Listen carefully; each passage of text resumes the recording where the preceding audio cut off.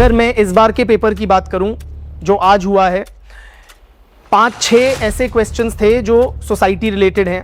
These include question number 8, question number 10, question number 11, question number 18 and 20. ये topic क्यों perhaps पूछा गया है? Not too long ago, very recently, the Honorable Prime Minister had raised this issue. He had talked about the problem of obesity, which is, assuming gigantic proportions in India. In that context, friends, the role of the fast food industry and health concerns becomes important. That is why keeping up with current affairs is very important for UPSC preparation. Hi friends, आज UPSC civil service exam का GS paper 1 हुआ है. Typically students जब इसको prepare करते हैं, इसको geography और हिस्ट्री का पेपर माना जाता है. इसके पोर्शंस में और साथ में थोड़ा इंडियन हेरिटेज एंड कल्चर करते हैं. बट एक जो one of the most neglected portions है GS पेपर 1 का, वो है इंडियन सोसाइटी के बारे में. और आप देखेंगे इस बार का भी जो पेपर है, क्वाइट लाइक जो पिछले कुछ सालों का है, सोसाइटी और सोशल इश्यूज का पोर्शन काफ़ी प्रोमिनेंट हो गया है यूपीएससी एग्जाम में. इनफैक्ट अब ऐसा एक समय आ गया है कि किसी भी सीरियस कैंडिडेट को सोसाइटी एंड सोशल इश्यूज को इग्नोर करना अच्छा नहीं रहेगा. उसकी वेटेज क्योंकि बढ़ती जा रही है. तो पिछले कई सालों से हम देख रहे हैं एनीवेयर फ्रॉम 50 to 70-80 मार्क्स तक in GS paper 1 they are related to society and social issues. अगर मैं इस बार के पेपर की बात करूं जो आज हुआ है, 5-6 ऐसे क्वेश्चंस थे जो सोसाइटी रिलेटेड हैं. These include question number 8, question number 10, question number 11, question number 18 and 20. Total marks की बात करूं तो इन 5 में से 2 10 मार्क्स के थे, 3 15 मार्क्स के, और टोटल 65 मार्क्स की वेटेज क्लियरली है. इस सोसाइटी पोर्शन को लेके, सोशल इश्यूज को लेके एक चीज ये जरूर कहना चाहूंगा कि सोसाइटी के क्वेश्चन स्टैंड अलोन भी आ सकते हैं and more importantly in connection with the other portions of the syllabus. For example आज जो पेपर हुआ है उसमें देखेंगे एक सवाल आया है ज्योतिराव फूले पे. सो महात्मा ज्योतिराव फूले को हम हिस्ट्री में भी पढ़ते हैं, पर अगर आप क्वेश्चन की लैंग्वेज देखें तो आप उसमें देखेंगे उसको लिंक किया गया है सोशल रिफॉर्म से और सबऑल्टर्न क्लासेस से, जो सोसाइटी का एस्पेक्ट है. इसी तरह आप देखेंगे एक सवाल आया है स्मार्ट सिटीज के ऊपर, जो हम ह्यूमन ज्योग्राफी का भी मान सकते हैं, पर फिर उसको लिंक किया गया है अर्बन पॉवर्टी से और डिस्ट्रीब्यूटिव जस्टिस से, which again is an aspect of society and social issues. इसी तरह हम देखें एक क्वेश्चन है ग्लोबलाइजेशन का और उसको लिंक किया गया है कंज्यूमर कल्चर से. ग्लोबलाइजेशन बेशक आप इकोनॉमिक्स में पढ़ते हो, बट उसका एक इम्पैक्ट जो होता है पूरी सोसाइटी पे होता है, और जो सवाल डायरेक्टली आया है वो कंज्यूमर कल्चर रिलेटेड है. इसी तरह एक और सवाल है फास्ट फूड इंडस्ट्री को लेके, और कि कैसे health concerns in modern society से वो लिंक्ड है, तब उसके बावजूद फास्ट फूड इंडस्ट्री ग्रो हो रही है. तो हम क्या देख रहे हैं कि यूपीएससी में इंटरलिंकेज अक्रॉस डोमेन्स बढ़ता जा रहा है, and particularly society and social issues का जो पोर्शन है वो it is connected to the economy also, polity also, geography also, history also, और वो इंटरकनेक्शंस हमें इस बार के पेपर जो आज हुआ है उसमें भी क्लियरली दिख रहे हैं. So let us discuss those friends. जैसे क्वेश्चन नंबर 8 है, how does smart city in India address issues of urban poverty and distributive justice. 10 marks का क्वेश्चन है, 150 वर्ड्स में करना है. इस क्वेश्चन के इंट्रोडक्शन में we can briefly talk about the smart cities mission, जिसमें हम बोलेंगे कि जो स्मार्ट सिटीज मिशन है it aims to make urban areas more livable, environmentally sustainable, and importantly through the infusion of technology based solutions. So it seeks to implement ICT, information and communication technologies, digitization for strengthening urban infrastructure, for improved delivery of urban services, to ensure adequate housing and transportation. इस तरह का एक brief introduction हमें करीब 2.5-3 line का देके, then we have to link it to the demand of the question. So सवाल है, how does smart city in India address issues of urban poverty and distributive justice. तो हमें 2 चीजों से लिंक करना है स्मार्ट सिटी मिशन को, urban poverty और distributive justice.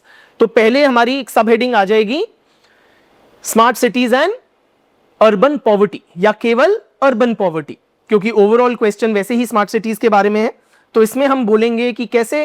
Now please appreciate, smart cities mission जो है ना वो एक पॉवर्टी एलिविएशन स्कीम नहीं है, पॉवर्टी एलिविएशन स्कीम नहीं है। तो डायरेक्टली ऐसा नहीं है कि वो गरीबी को टैकल कर रही है, बट इनडायरेक्टली और very importantly smart cities project जो है वो अर्बन पॉवर्टी को एड्रेस करता है।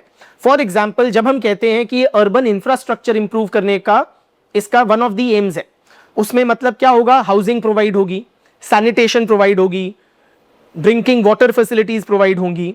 All of this will do what, that will tend to make the lives of the urban poor more livable, their material conditions will improve, right? तो जो poor की living conditions है in urban areas, that will be directly very substantially impacted by a successful implementation of the smart cities mission.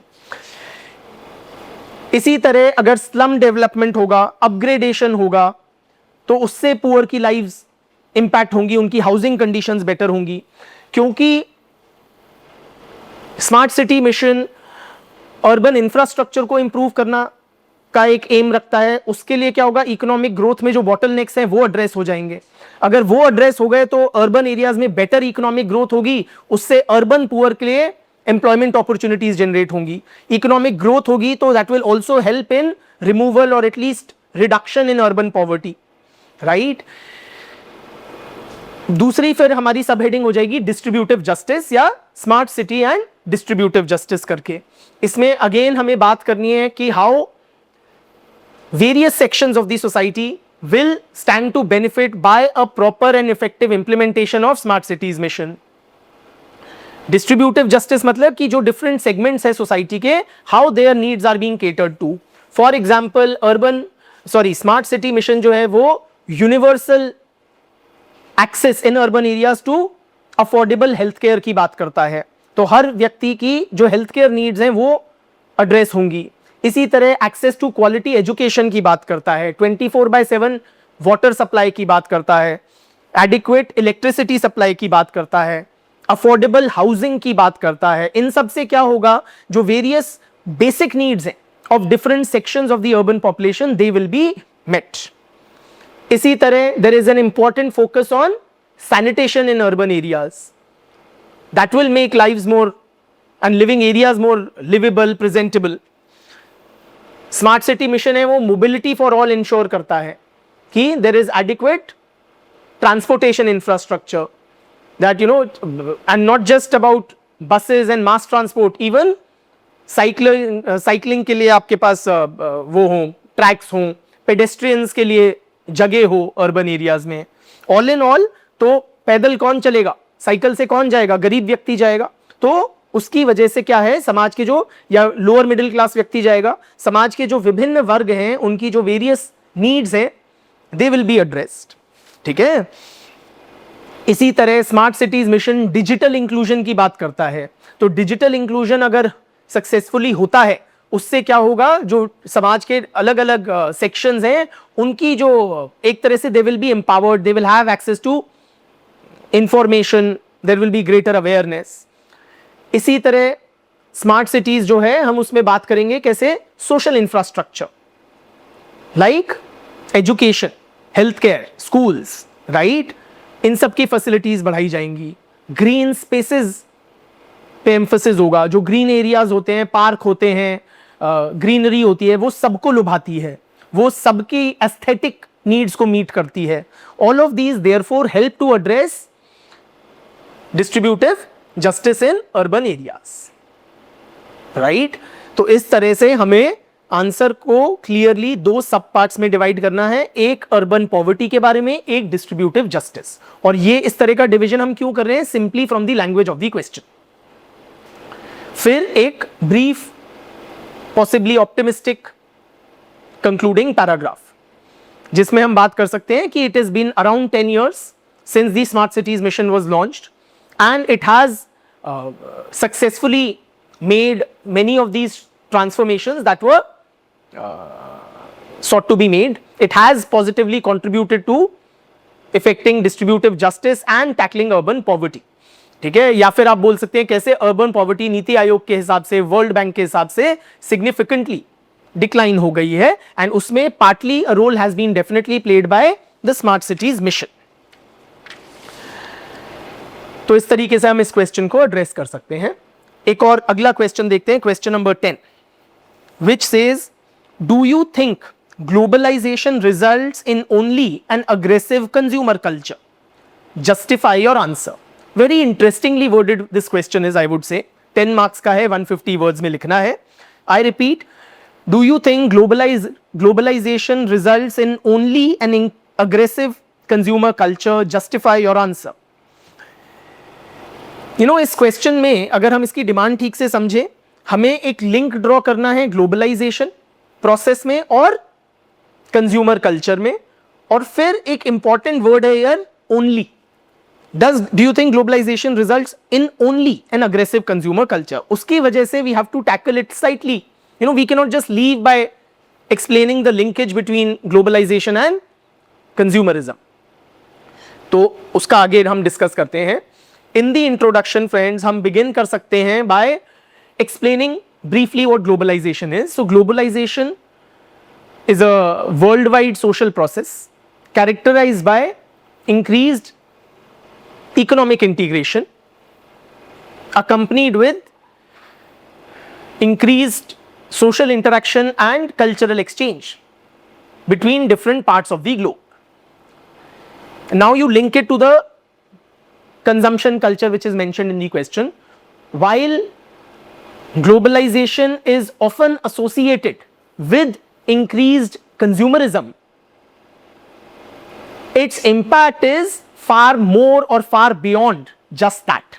तो हमने अपना जो basic premise है वो इंट्रोडक्शन में साफ रख दिया कि globalization is linked to consumption culture, but केवल वहां तक सीमित इसका इंपैक्ट नहीं है। Then we discuss how globalization is connected to an aggressive consumption culture. क्यों है ऐसा? इसलिए है फ्रेंड्स क्योंकि एक with globalization we see what, a large number of big multinational corporations and prominent strong western brands, they come to the domestic market. तो India में बहुत सारे फॉरेन ब्रांड्स आए हैं, चाहे वो जब से इकोनॉमी ओपन अप हुई है, चाहे वो कपड़ों के हों, लीवाइज है और दसों इस तरह के ब्रांड्स हैं क्लोथिंग रिलेटेड, या फिर वो टेक्नोलॉजी के ब्रांड्स हैं या किसी चीज़ के ब्रांड्स हैं, राइट, या वॉशिंग मशीन्स के हैं, चाहे बाइक्स के हैं। तो ये जो फॉरेन एमएनसीज होती हैं और जो इनके बिग ब्रांड्स होते हैं, ये बहुत ही पावरफुल होते हैं, right. So as there are more brands vying for the consumer's mind space. Link it next point to heavy advertising budgets. So these big multinational corporations, they have very large advertising budgets. They want to grab a share of the consumer's mind space, and in this, while writing this, you highlight the role of mass media. Media space का भी explosion हुआ है. For example, TV में पहले केवल before the economic reforms, before globalization, पहले केवल दूरदर्शन या आकाशवाणी ऑल इंडिया रेडियो होता था. अब सैकड़ों, चाहे रेडियो हो, टीवी हो, वी हैव सैकड़ों प्राइवेट चैनल्स. तो वहां पे there is a bombardment of advertisements, and these MNCs, they have very very heavy advertising budgets. They are willing to एक एडवर्टाइजिंग ब्लिट्जक्रीग सी लॉन्च करते हैं ताकि कंज्यूमर को का माइंड स्पेस पूरा कैप्चर कर ले. तीसरी बात हम इसमें लिंक करेंगे फ्रेंड्स कि ग्लोबलाइजेशन में क्या होता है, we rely increasingly on the market mechanism to satisfy various needs. तो in other words friends, globalisation में एक it is accompanied with privatisation. In other words, जो गवर्नमेंट है, विच पहले प्री ग्लोबलाइजेशन एक important provider of services, manufacturer of goods होती थी, वो अपने गवर्नमेंट ओन्ड एंटिटीज को बेच देती है, ठीक है, और वो प्राइवेट ओनरशिप में चले जाते हैं क्योंकि मार्केट मैकेनिज्म है. फॉर एग्जांपल आप देखें आज के समय में कई इंडियन सिटीज में electricity, water, very important, mobile telephony, ये सब हमारे यहाँ प्राइवेट प्लेयर्स ही देते हैं, राइट. तो उसकी वजह से भी there is increased emphasis on consumption, एक और चीज हम इसमें जोड़ सकते हैं कि ग्लोबलाइजेशन में क्या हुआ है, क्रेडिट ऑफटेक बढ़ गया है, क्रेडिट कल्चर बढ़ गया है। क्रेडिट कल्चर मतलब कि अब हमारे पास जो जेब में पैसा नहीं है उसको भी हम स्पेंड करके कंजम्पशन करना चाहते हैं, और ये credit based consumption culture again western MNCs aggressively promote करती हैं। फॉर एग्जाम्पल, आपको आज के दिन जीन्स ईएमआई पे मिल जाएगी, है ना। ये नहीं है कि आपको कोई बड़ी चीज जैसे मकान खरीदना है तो ही ईएमआई लेनी पड़ेगी, आपको कोई 2-4 हजार की चीज जो है वो भी ईएमआई पे मिल जाएगी, ठीक है। तो इस तरह से हम बात करेंगे कैसे ग्लोबलाइजेशन अग्रेसिव कंजम्पशन कल्चर को, अग्रेसिव कंज्यूमरिज्म को प्रमोट करता है। But we don't stop there, very importantly, क्योंकि वहां पे वर्ड था क्वेश्चन में only. I repeat the question, do you think globalization results in only an aggressive consumer culture? Justify your answer. तो ये ओनली शब्द से हम कभी भी सोसाइटी रिलेटेड इश्यूज में अग्री करना बहुत कठिन हो जाता है, राइट, क्योंकि किसी भी चीज का केवल एक इंपैक्ट नहीं होता। तो उसके बाद एक हम सब हेडिंग चाहे तो दे सकते हैं बियॉन्ड कंज्यूमरिज्म, ठीक है, जिसमें हम बोलेंगे कि globalization while it does promote an aggressive consumer culture, its impact is far more than that. क्या इंपैक्ट्स है? फॉर एग्जाम्पल फ्रेंड्स, ग्लोबलाइजेशन की वजह से rate of economic growth significantly बढ़ गया है। Indian economy consistently 6% plus annual growth rate से grow कर रही है since the economy has been opened up. उसकी वजह से पॉवर्टी अलिविएशन हुआ है। आज के दिन मल्टी डायमेंशनल पॉवर्टी इंडिया में नेग्लिजिबल या एटलीस्ट बिलो 5% अराउंड है, as per the latest official figures of World Bank and NITI Aayog, thanks to globalization। दूसरी बात, ग्लोबलाइजेशन की वजह से बहुत सारी अपॉर्चुनिटीज जनरेट हुई हैं। अपॉर्चुनिटीज मतलब it is making people's lives more hopeful. People can now hope to rise up in their lives. अगर कोई गरीब या पिछड़े परिवार से आता है वो भी अस्पायर कर सकता है मिडिल क्लास जॉब के लिए। तो मिडिल क्लास जॉब अपॉर्चुनिटीज बहुत एक्सप्लोर करी हैं थैंक्स टू ग्लोबलाइजेशन। ग्लोबलाइजेशन की वजह से आप बात करें कि एक्सेस टू न्यू टेक्नोलॉजीज बढ़ गया है across social classes. For example, आज सबके फोन में व्हाट्सएप है, आज सबके फोन में डिजिटल पेमेंट्स है, गरीब से गरीब, अमीर से अमीर इंसान के फोन में। इसका मतलब क्या है? टेक्नोलॉजी एक एनेबलर है, टेक्नोलॉजी एक एम्पावरिंग फैक्टर है फॉर पीपल अक्रॉस क्लासेस, ठीक है। और टेक्नोलॉजी, उसके अलावा हम बात कर सकते हैं कैसे there is free flow of information, images, ठीक है। There is immense cultural exchange which has been facilitated by globalization. And last but not the least, हम इसको लिंक करें कैसे globalization also fosters a thinking for the environment. तो globalization की वजह से एनवायरमेंटल सस्टेनेबिलिटी ऑफ लाइफस्टाइल्स को लेके भी आवाज उठ रही है। इकोलॉजिकल मूवमेंट्स ग्लोबल स्केल पे कंडक्ट हो रही हैं। For example, against there are protest against usages of plastic internationally, या फिर there are movements and efforts being made internationally against climate change, global warming. यानी, और जब ये सब होता है they directly question consumerist culture, ठीक है। तो वो बात करते हैं एक स्लोअर लाइफ की, मॉडरेट या लेसर कंजम्पशन की, and living in harmony with the ecology और द प्लैनेट। तो केवल ये अग्रेसिव कंज्यूमर कल्चर ही नहीं प्रमोट करता, ये environmental sustainability, less consumption driven lifestyle भी is an outcome or one of the impacts of globalization. So we have to highlight how globalization is a multi-dimensional and important social process. ठीक है। अगला question देखते हैं, question number 11। Question number 11 जो है, it seems to be a history का question, but it has an important linkage to society and social justice thanks to the language of the question. It is not my interpretation. Question क्या कह रहा है? Mahatma Jyotirao Phule's writings and efforts of social reforms touched issues of all subaltern classes. Discuss. I repeat, Mahatma Jyotirao Phule's writings and efforts of social reforms touched issues of all subaltern classes. Discuss. अब friends, जब हम history पढ़ते हैं हमें पता है कि we all come across the name of Jyotirao Phule. He is an important reformer, but typically, we read him in the context of the empowerment of the lower castes. तो उनको कास्ट इश्यूज से हमारे mind में जोड़ा जाता है.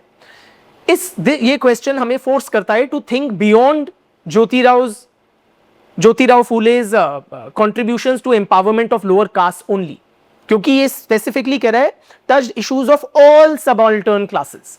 तो ये जो ऑल है ना, उसमें हमें जो वेरीड डायरेक्शंस थे जिसमें ज्योतिराव फूले के रिफॉर्म एफर्ट्स थे उनको हाईलाइट करना है, राइट? तो हमें दो चीजों को लिंक करना है, Phule's writings and efforts and how they touch the lives of all subaltern classes.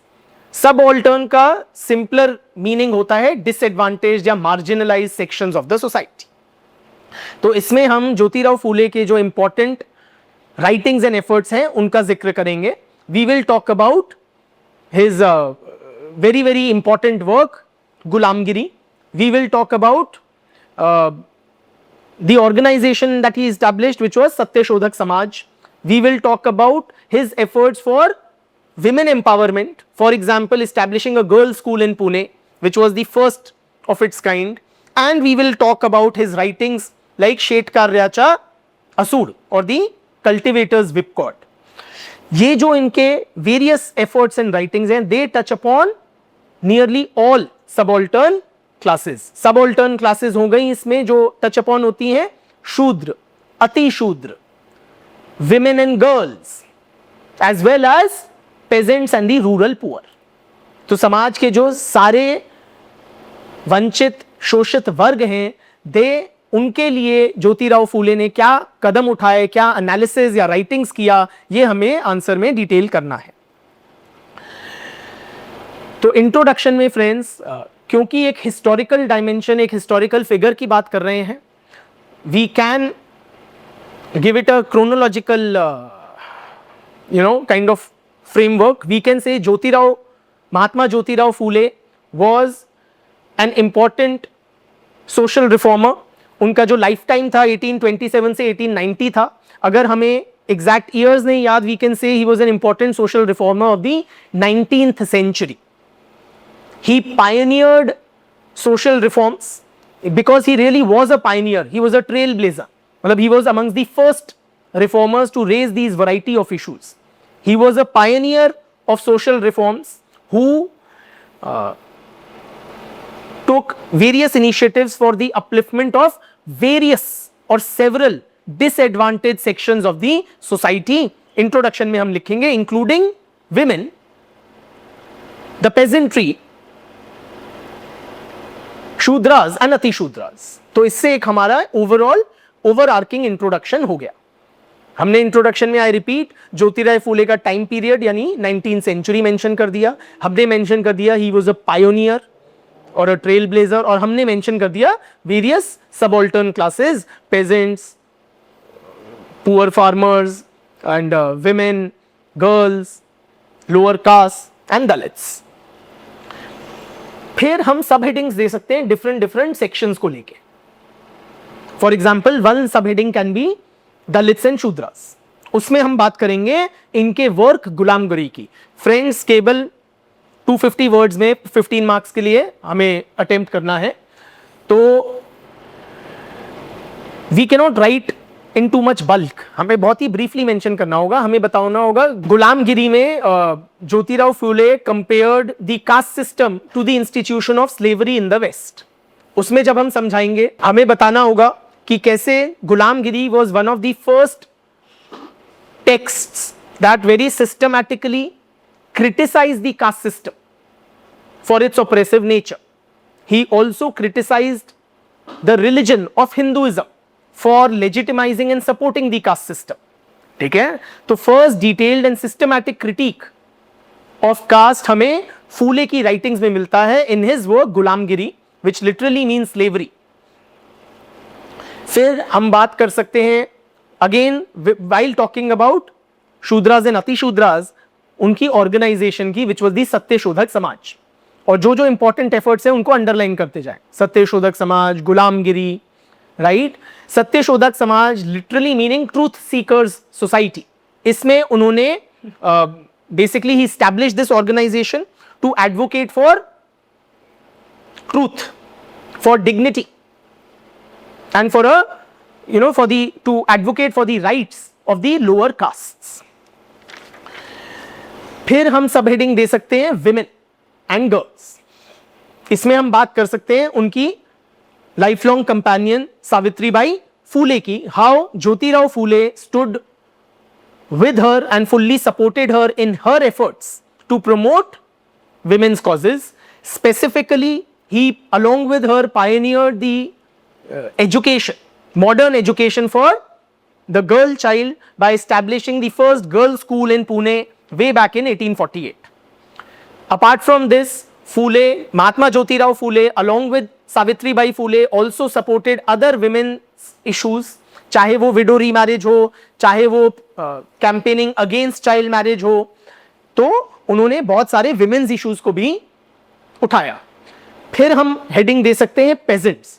Pageants के लिए जो फूले की राइटिंग्स हैं वो ट्रूली रिमार्केबल थी उस समय के लिए, and they are the most neglected contribution of Phule. Ramchandra Guha ने अपनी एक किताब लिखी है the makers of modern India, जिसमें उन्होंने फूले को बात की है as an agrarian radical. Phule as an agrarian radical.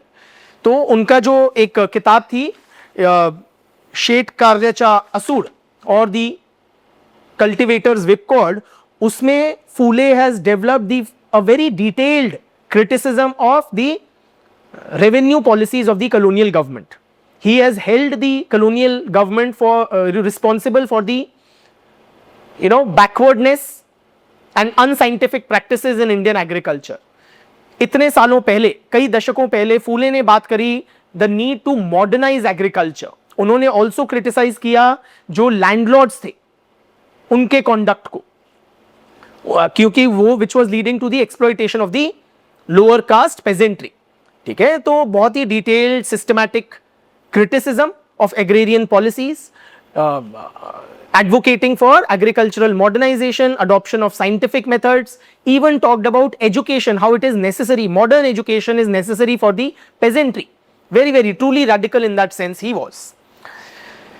ठीक है, बट जाहिर है कि we have to stay within the word limit, तो बहुत ही संक्षेप में, ब्रीफ में हमें हर पोर्शन को मेंशन करना है.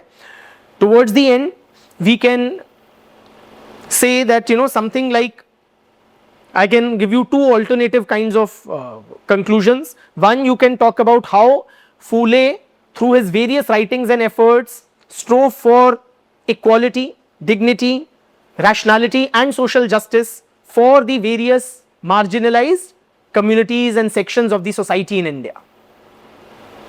एक इस प्रकार का. दूसरा, या हम इस तरह से कह सकते हैं कि Phule's pioneering efforts were later carried on by subsequent generations of reformers, right, in various fields. For example, B.R. Ambedkar carried on the torch of Dalit empowerment. Periyar criticized the caste system. Feminists, organizations and leaders, they carried on the torch of women empowerment.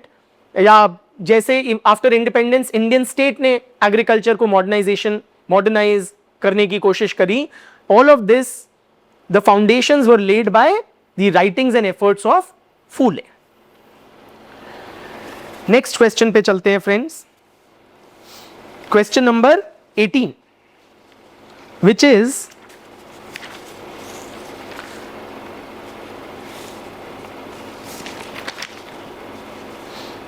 how do you account for the growing fast food industries given that there are increased health concerns in modern society? I repeat, how do you account for the growing fast food industries given that there are increased health concerns in modern society? Illustrate your answer with the Indian experience. 15 marks का question है, 250 words में लिखना है. ये topic क्यों perhaps पूछा गया है? Not too long ago, very recently, the Honorable Prime Minister had raised this issue. He had talked about the problem of obesity, which is assuming gigantic proportions in India. In that context, friends, the role of the fast food industry and health concerns becomes important. That is why keeping up with current affairs is very important for UPSC preparation. So friends, इस 18th question में introduction में we have to talk briefly about the fast food industry and its health impact. Introduction हम कुछ इस प्रकार से दे सकते हैं कि the fast food industry continues to expand या grow at a very fast rate in India as well as globally, despite its widely acknowledged or despite its obvious adverse health impacts. उसके बाद हम, क्योंकि सीधा क्वेश्चन में सवाल पूछे, कारण पूछे, how do you account for the growing fast food industries, तो we can give a sub heading reasons for the same, right, कि despite health concerns fast food industry क्यों ग्रो हो रही है. उसमें we can talk about various aspects. For example urbanisation. तो urbanisation से क्या होता है, फैमिली न्यूक्लियराइजेशन होता है. जो ट्रेडिशनल लार्ज जॉइंट फैमिलीज होती हैं जिसमें माता पिता दादा दादी सब साथ एक रहते थे परिवार के, वो हटके अब न्यूक्लियर हाउस होल्ड्स हो रहे हैं. तो पहले कोई ना कोई घर पे अवेलेबल होता था कुकिंग करने के लिए, अब वो कठिन होता जा रहा है. बहुत सारे परिवार ऐसे डबल इनकम हाउस होल्ड्स हैं जहाँ पे both the man and the woman are working and तो उसके वजह से खाना बनाने का समय नहीं है. Secondly we can link it to important lifestyle changes, क्योंकि इंक्रीज्ड करियर फोकस है, क्योंकि लोगों के एक फास्ट पेस लाइफ है, अटेंशन स्पैन्स हमारे कम हो रहे हैं, उसकी वजह से भी लोगों के पास पेशेंस नहीं है, टाइम डिवोट करने का नहीं है टू एक्टिविटीज़ लाइक कुकिंग. तीसरी हम चीज़ बात कर सकते हैं, an important reason is marketing and advertising by fast food companies. तो अगर आप for example one of the global behemoths McDonald's की बात करें, आप देखेंगे कैसे वो इक्वेट करते हैं फास्ट फूड कंजम्पशन को विद हैप्पीनेस, है ना. तो जो उनका मैस्कॉट है वो बड़ा ही एक जोवियल सा, बच्चों को अट्रैक्ट करने वाला है.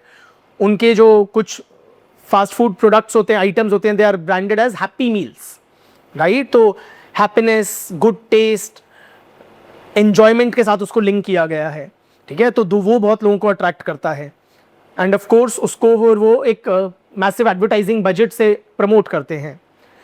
चौथी चीज़ हम कह सकते हैं कि फास्ट फूड कंजम्पशन इसलिए भी बढ़ रहा है because it is seen as something aspirational. Basically क्या है, आज के दिन ये ट्रेंडी माना जाता है या एक sign of modernization and westernization माना जाता है.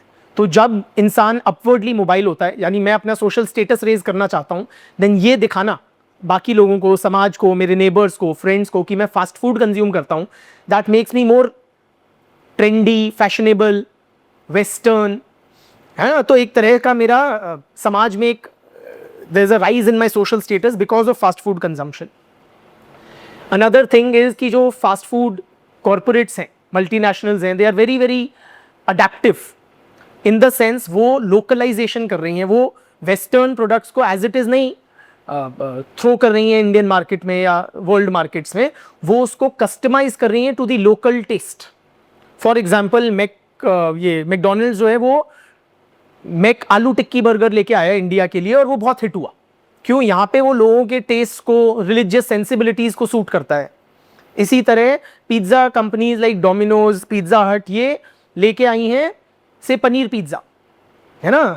तो क्योंकि ये इंडियन टेस्ट और क्विजीन के हिसाब से, तो एक लोकलाइजेशन का फिनोमेना है, उसकी वजह से इसकी एक्सेप्टेबिलिटी और कंजम्पशन और बढ़ती है.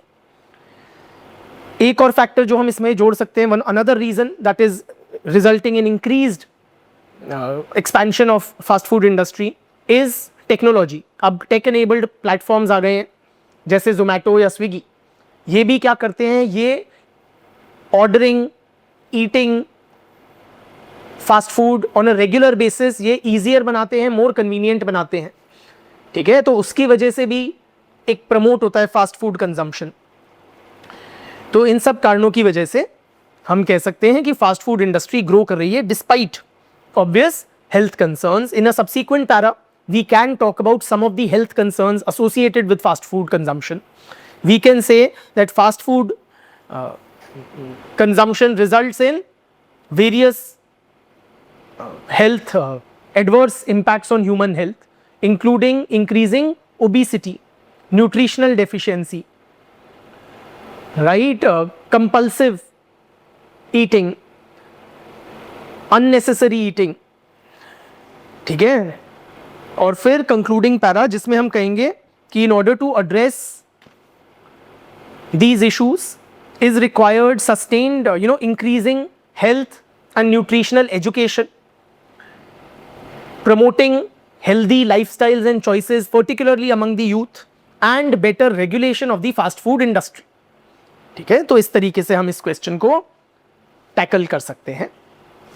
लास्ट क्वेश्चन जो मैं लेना चाहूंगा फ्रेंड्स वो है question number 20, which says does tribal development in India center around two axes, those of displacement and of rehabilitation? Give your opinion. 15 marks 250 words का क्वेश्चन है.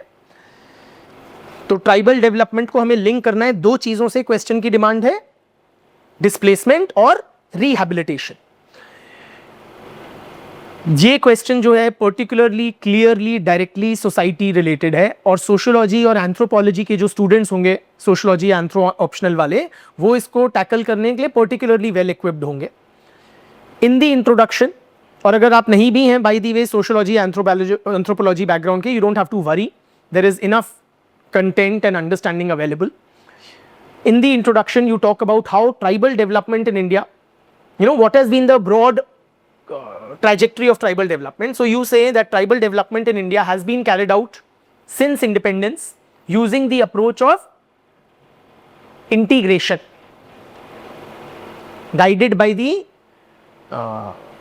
tribal Panchsheel as outlined by Pandit Nehru. फिर while in theory, tribal Panchsheel or tribal development policy paid respect to tribal rights to land and to forests, in practice it has thrown up various concerns, including importantly regarding displacement and rehabilitation. ठीक है, तो इसको हमने पूरे question से जोड़ दिया. फिर एक हमें दो सब हेडिंग्स या दो पार्ट्स में बात करेंगे, एक में डिस्प्लेसमेंट की, दूसरे में रिहैबिलिटेशन की. पहले करेंगे लेट अस से डिस्प्लेसमेंट की. Talking about displacement, you first link it to large scale developmental projects.